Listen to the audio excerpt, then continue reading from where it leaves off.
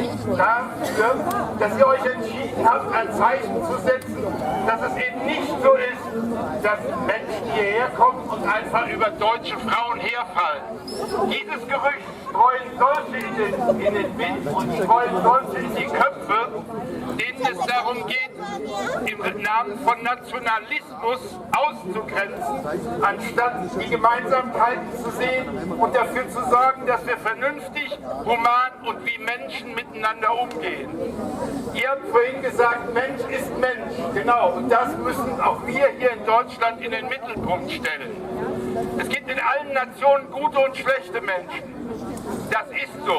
Und es gibt auch in Deutschland Sexismus. Und wenn sich die Deutschen erheben und sagen, dass unser Frauenbild viel stärker an Gleichberechtigung orientiert ist, als das in vielen muslimischen Staaten, dann mag das vielleicht sein.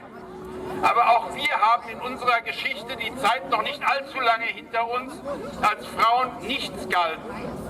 Jetzt gibt es formal die Gleichberechtigung der Frau, aber in vielen Teilen, zum Beispiel bei der Entlohnung, sind Frauen keineswegs gleichgestellt.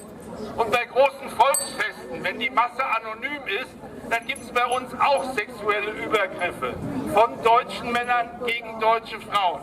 Über Gewalt in der Familie will ich schon gar nicht reden. So, das ist keine Frage des Glaubens, das ist keine Frage der Nation, sondern das ist eine Frage der Menschen und da müssen wir zueinander finden, da müssen wir klarkriegen, Nein zu Sexismus, ganz egal von wem er ausgeübt wird. Und dass ihr heute mit dieser Aktion klarstellen wollt, dass es in Köln eben kein Kampf der Kulturen, kein Kampf der Glaubensrichtungen war, sondern dass es zu Übergriffen kam, über die auch bisher kein Mensch in Deutschland richtig Bescheid weiß. Wer war Täter? Das muss geklärt werden. Dem muss nachgegangen werden, aber wichtig finde ich, dass ihr heute das Signal setzt. Wir sind gemeinsam gegen Sexismus und wir streiten gemeinsam dafür, dass Menschen ordentlich miteinander umgehen. Ich finde toll, dass ihr diese Aktion heute auf die Beine gestellt habt und bedanke mich dafür im Namen der Linken.